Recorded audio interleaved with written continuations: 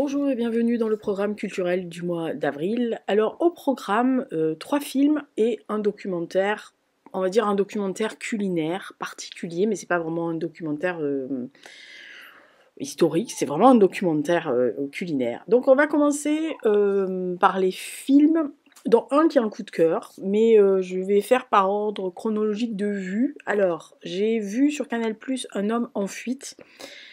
Euh, alors, nous sommes dans une commune qui s'appelle Rochebrune, qui est au bord du chaos. Il y a un mouvement de contestation dans la ville suite à la possible fermeture d'une usine, qui va voir arriver une enquêtrice de la gendarmerie suite à un braquage de fourgon qui a été particulièrement sanglant.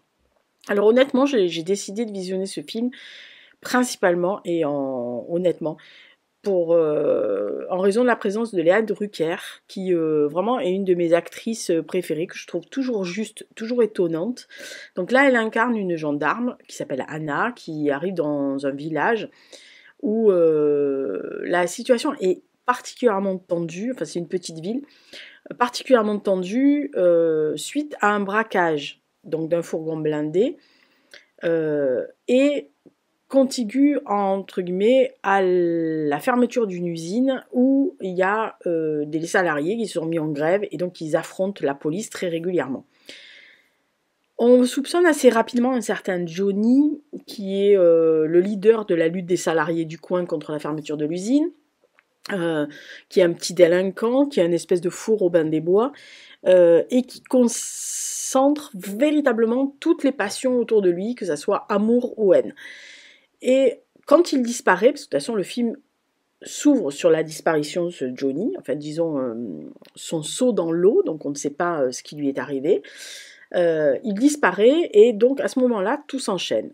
Alors on voit arriver, quelques temps après, presque à la même temps que Anna, la gendarme, on voit arriver son ami d'enfance, Paul, qui en fait a grandi dans cette ville et était l'ami d'enfance, le meilleur ami de Johnny quand il était jeune. Alors c'est un écrivain qui a eu un modeste succès, qui est parti, qui vivote plus ou moins, mais que tout le monde croit être un écrivain, et il revient dans sa ville en fait pour retrouver son pote, et il va retrouver aussi l'ambiance, etc. Et la fille qu'il aimait à l'époque, mais qui à la même époque, adolescent, lui avait préféré un minimum enfin Johnny. Et de là part le film sur un espèce de polar qui est matiné de drame social, familial et moral. Alors l'histoire elle n'est pas complexe, mais chaque personnage possède véritablement une part d'ombre, une part cachée, et que chaque personnage va exposer tout au long de la résolution de cette affaire, notamment qui est liée à un livre, et je vous laisse découvrir lequel, qui est la Bible de Johnny quand il est jeune, et de ce fameux Paul. Et donc ils ont un coin caché où ils ont établi leur petit camp d'enfants et qui effectivement concentre à peu près toutes les recherches, mais personne ne sait où c'est parce qu'ils étaient les deux seuls à savoir. Et en fait, ce film prend des petits bouts à chaque fois et repose le pulse des vies de chaque personne et de chaque personnage, que ça soit par des meurtrissures, par des trahisons, par des sacrifices, ou tout simplement qui se sont tout seuls gâché la vie. Alors c'est véritablement Un homme en fuite, c'est vraiment porté par 3 comédiens, on va dire 4 avec la jeune femme, qui est Bastien Bouillon, qui est l'ami fidèle mais revanchard de Johnny, Léa Drucker, donc qui est elle-même ballottée, dont la vie a été ballottée et qui est ballottée dans cette ville ouvrière. Pierre Lotin, qui joue donc Johnny, qui est un rebelle avec cause, mais pas trop de morale, mais voilà. Et il faut quand même rajouter Marion Barbeau, qui est donc la fille entre les deux garçons, et qui s'en sort vachement bien. Alors il y a il y a des flashbacks qui se passent à 2 autres on va dire dates, 15 ans plus tôt et quelques années plus tôt, qui en fait qui explique sur comment s'est forgée l'amitié entre ces 2 garçons et comment et pourquoi ils sont si fidèles et attachés l'un à l'autre. La vie qu'ils avaient dans cette ville ouvrière à l'époque, et puis leur adolescence, le moment des conneries, le moment des trahisons un peu idiotes, les moments où un ne peut pas se déclarer mais l'autre le fait, et des choses qui marquent à vie et qui marquent d'ailleurs autant Paul que Johnny que la jeune femme. Visiblement c'est un premier film et honnêtement il y a de quoi le voir avec grand plaisir et vraiment s'enfoncer dans l'histoire. Alors honnêtement, c'est pas le film le plus drôle de la journée, parce que c'est assez sombre dans tous les points de vue d'ailleurs. Mais j'ai vraiment beaucoup aimé ce film par les interprétations. Alors il y a bien sûr des choses qu'on pourrait lui reprocher, etc. Mais c'est un premier film, hein, donc on va se calmer. Et puis on se dit toujours, enfin je pense que on a tous eu un ami d'enfance, alors qu'on a gardé ou pas, mais voilà. Et on s'est tous à un moment donné demandé ce qu'on ferait pour son ami d'enfance, c'est-à-dire s'il nous sonnait à 2 h du matin pour nous dire qu'il fallait planquer quelque chose, qu'est-ce qu'on ferait, qu'est-ce qu'on lui donnerait comme conseil? Est-ce qu'on le ferait ou est-ce qu'on lui donnerait un conseil de se rendre ou est-ce qu'on irait se rendre avec lui pour le pousser ou est-ce qu'on cacherait tout? Voilà, donc c'est vraiment un très très bon film, vraiment. Et puis il y a un secret qui unit Paul et Johnny et donc c'est très intéressant de le découvrir. Voilà, donc ça c'est Un homme en fuite. Deuxième film, ça s'appelle Une affaire de principe, toujours sur Canal+. Alors là, on est à Bruxelles, au Parlement européen en 2012, et il y a le commissaire à la santé qui est limogé du jour au lendemain comme un malpropre, avec des corruptions de conflits d'intérêts, et le député européen José Bové, son assistant et la stagiaire qui vient d'arriver, décident de mener l'enquête parce qu'ils trouvent que c'est quand même opaque, que les institutions européennes ne répondent pas, qu'il y a quand même quelque chose qui se passe d'assez bizarre. Et donc ils vont remonter le fil. Alors c'est tiré de faits réels.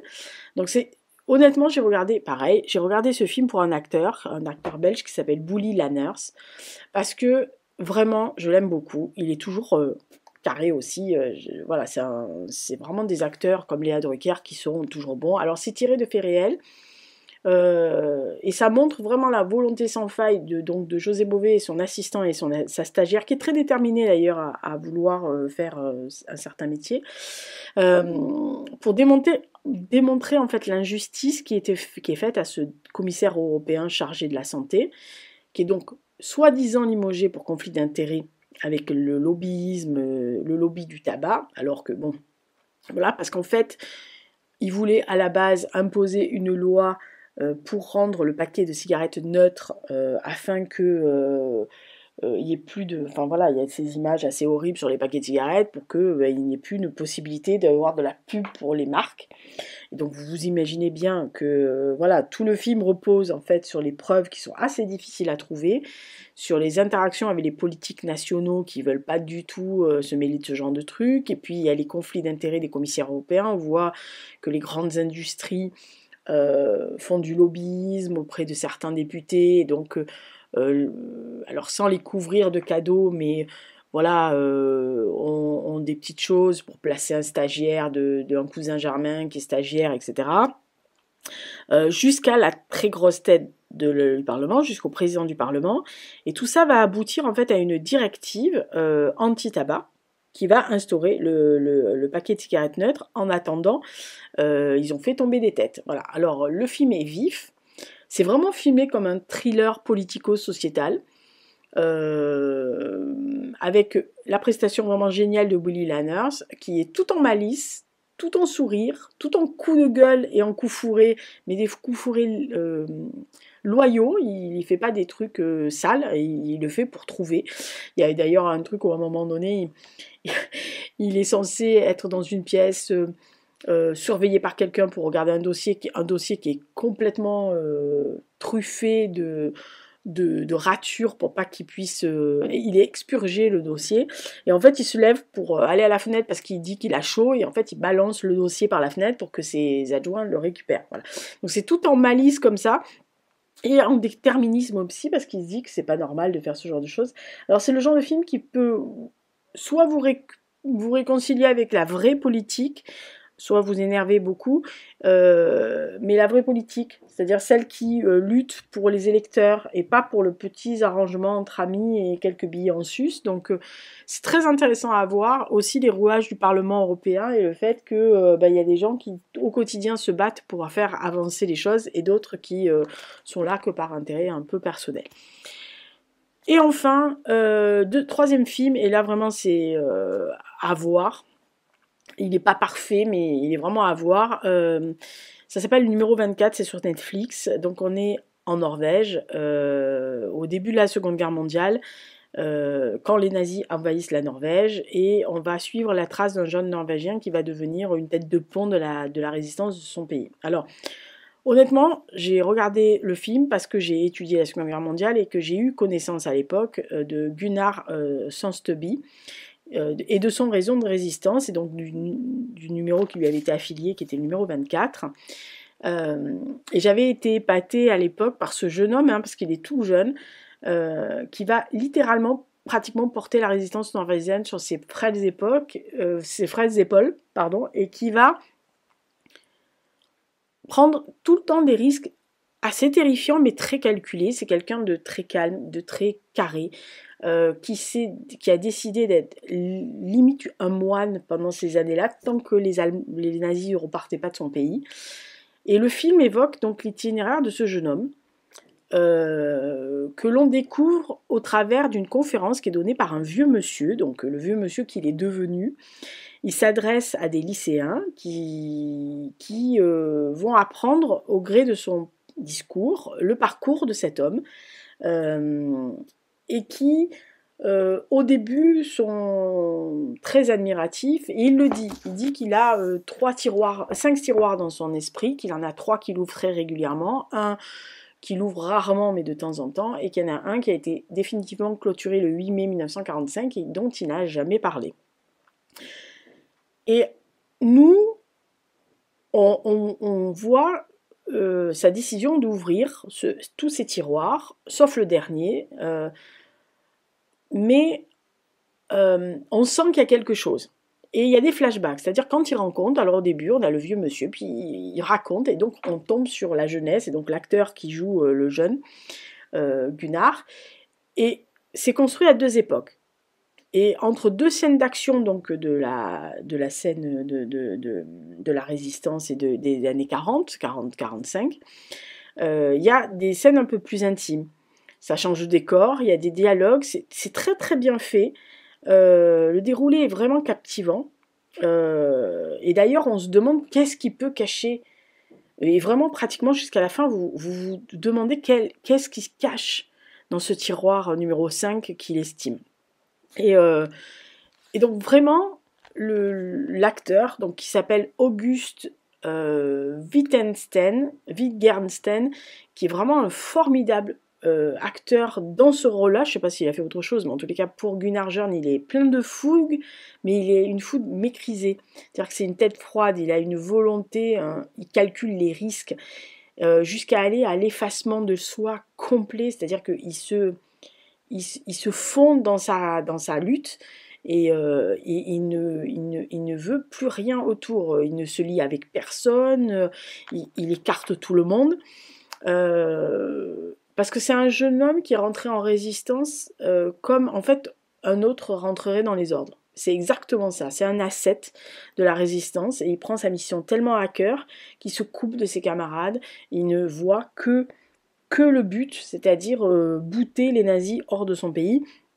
Quant à l'acteur qui joue le vieux, Gunnar, en fait, il compose à la fois un être fier de son parcours, mais justement meurtri par les décisions qu'il a prises pendant la guerre, certaines donc de tuer des gens, qui lui ont d'ailleurs causé les pires maux, mais par ce fameux secret qu'il cache et qu'il ne dévoile pas, qui est dans le tiroir 5. Alors, le tiroir est fermé à triple tour, Simplement, à un moment donné, il y a une jeune lycéenne qui l'interroge sur quelque chose, sur une personne en particulier, il lui dit qu'il ne se souvient pas. Et donc tout le long de son continu de sa conférence, elle le reprend en lui redemandant des précisions sur cette personne, et lui il dit écoutez, non, vous savez, je suis un vieux monsieur, je me rappelle pas bien, etc.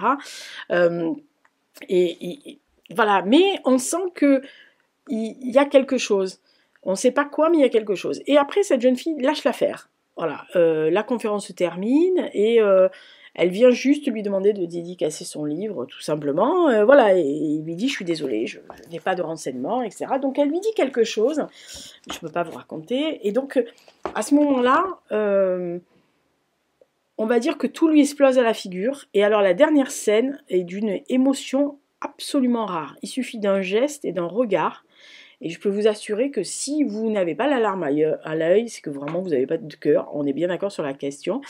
En fait, c'est un film qui retrace vraiment de manière très docu-fiction, en fait, les faits historiques de cette période-là en Norvège et qui nous interpelle à travers les lycéens de qu'est-ce qu'on aurait fait à sa place, à lui, à Gunnar. Est-ce qu'on aurait trahi pour sauver le pays? Est-ce qu'on aurait protéger ce qu'on aime, que ce soit des amis ou des amours, parce que le thème central, c'est vraiment qu'est-ce qu'on aurait fait si ceux qu'on avait aimés s'étaient dressés face à nous à un moment donné, que ça soit une menace formelle en temps de guerre, et aussi sur notre mode de vie. Voilà. C'est vraiment un film qui est captivant, qui est intense. Il y a des plans assez larges et quelquefois resserrés, mais qui permettent aux spectateurs justement de ressentir les émotions des personnages. Vraiment, c'est un très joli film, vraiment bien fait, qui est assez fidèle à l'histoire de Gunnar Sundstøby.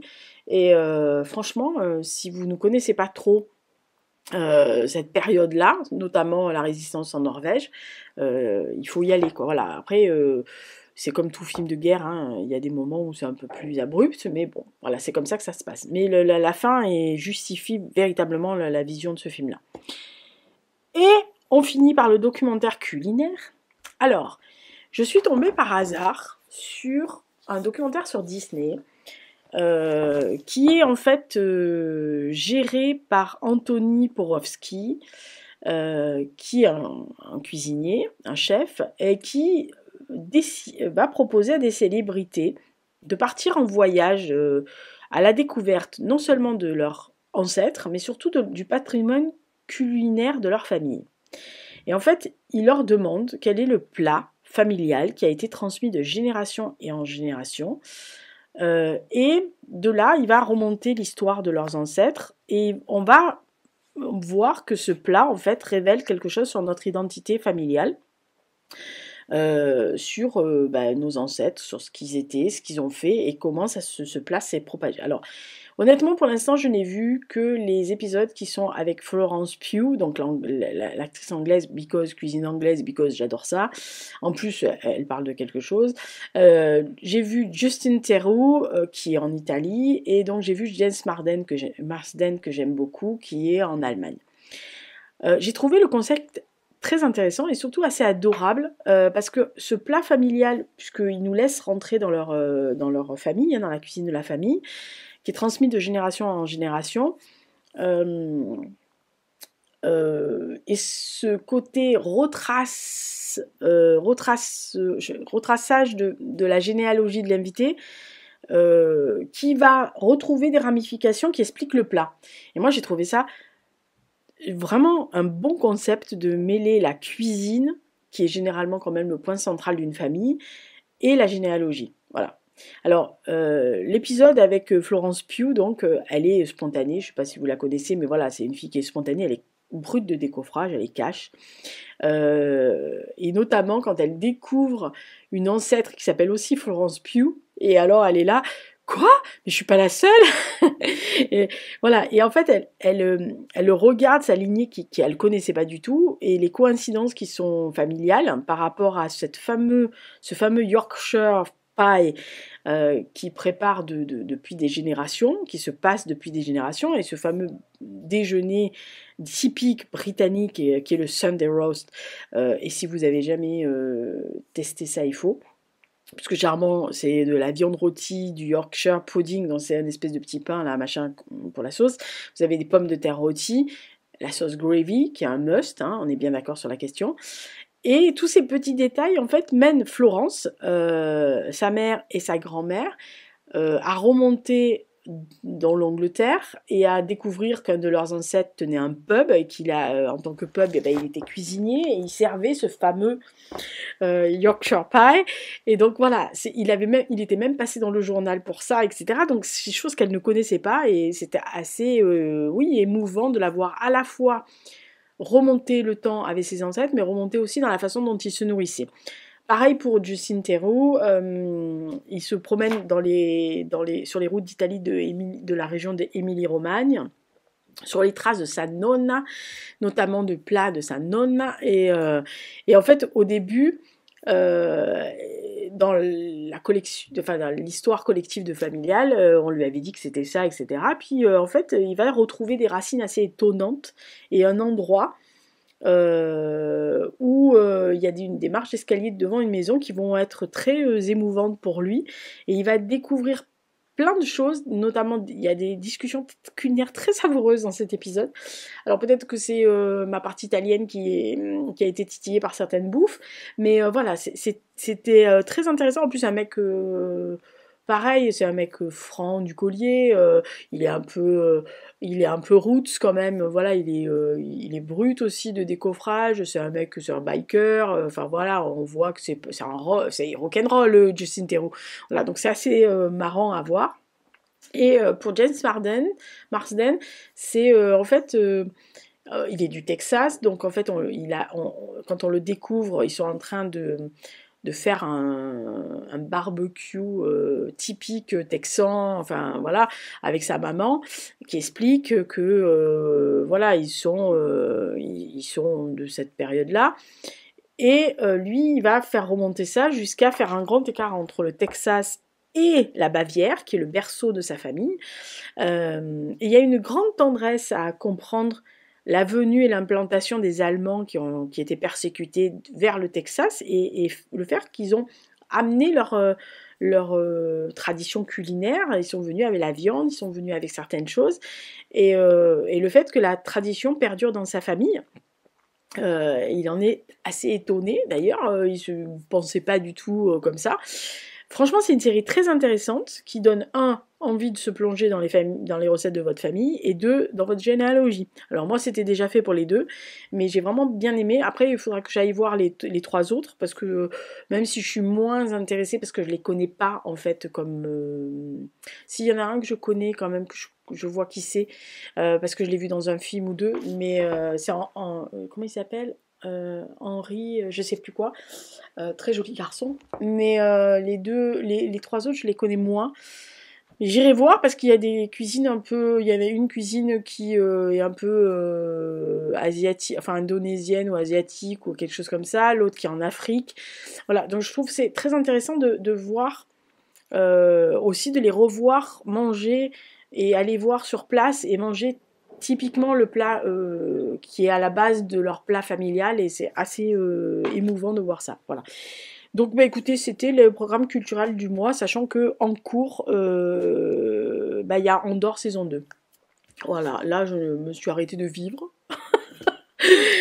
Oh là là, donc je me suis retapé les 4 derniers épisodes pour me remettre, même si je me rappelais bien, mais j'ai quand même regardé les 4 derniers épisodes comme ça. Euh, bon, bref, je pense que ça va être s'ils se sont pas gourés jusqu'à la fin, ça va être encore un coup de cœur de Andorre. Je reverrai Rogue One pour la xème fois, parce que je sais pas combien de fois j'ai vu Rogue One après la saison 2, parce que c'est la finalité de la saison 2. Mais franchement, voilà, sinon, à part ça, pas grand chose de plus. J'ai toujours pas fini. Enfin, j'ai presque fini Visting, il m'en reste un, donc on peut dire que j'ai fini la saison 3. Après, il n'y en a plus. C'est toujours pareil. Et bah écoutez, d'ici là, portez-vous bien, faites attention à vous. Dites-moi dans les commentaires s'il y a des séries. Ah si, il y a George Sand, il y a la série de France 2 de George Sand que je suis en train de regarder. J'ai pas tout à fait fini. Donc je vous en parlerai en mai. Et je pense que j'en parlerai dans le programme culturel, même si c'est pas top. Mais ce que j'en ai vu du premier épisode, c'est pas éloigné de George Sand et c'est assez bien foutu.